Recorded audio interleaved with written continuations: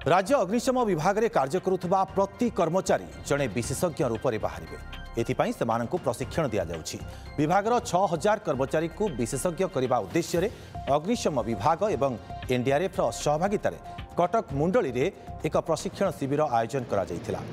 प्राकृतिक विपर्यय समय बहुतल कोठा और भंगा घर तलू किभली लोकमानंकु उद्धार करा जिबा सहित स्कूबा डाइविंग संपर्क में समस्त प्रशिक्षण दि जायछि। प्रथम थर सारा भारत वर्ष में प्रथम करी एभली काम आरंभ होइतिबा सूचना दैछन्ति अग्निशम विभाग डीजी सुधांशु शेखर षडंगी। प्रत्येक कर्मचारी कोनोसी ना कोनोसी विषय रे विशेषज्ञ हेबे एवं यही प्रशिक्षण एठू आरंभ हला।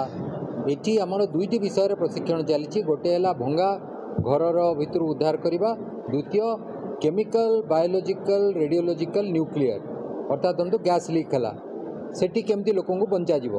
यही दुईटी विषय रे वर्तमान एठी प्रशिक्षण चली। गोटे आज तारिख रे सरला आ गोटे 4 वीक कोर्स सेटा 27 रे सरीबो।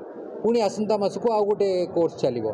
पूरा सेमाने हमर 395 जन कर्मचारी को यही दुईटी विषय रे प्रशिक्षण देबे। आउ केते गुडे विषय जोड़ा आमे निजे प्रशिक्षण दउचु। स्कूबा विषय रे, फर्स्ट एड विषय रे आमे प्रशिक्षण दउचु एवं केते गुडे प्रशिक्षण आमे देश बाहर को भी पठेबाक पड़िबो। किंतु प्रत्येक कर्मचारी को आमे गोटे निर्दिष्ट विशेष रे विशेषज्ञ होबा पई आमे प्रशिक्षण दबा एवं एटा संभव होईची एनडीआरएफ एवं ओडिशा फायर सर्विस रो सहभागिता जो कोलाबोरेशन जो आमे कार्यक्रम आरंभ करिछु एवं ए कार्यक्रम को हमकु सुफल मिलिबो। आम कर्मचारी मानकर वृत्तिगत दक्षता बढ़िबो एवं सेमाने ओडिशार जनसाधारण को अधिका भल सुविधा एवं सेवा जोगै दी परिबे, सुरक्षित रखि परिबे।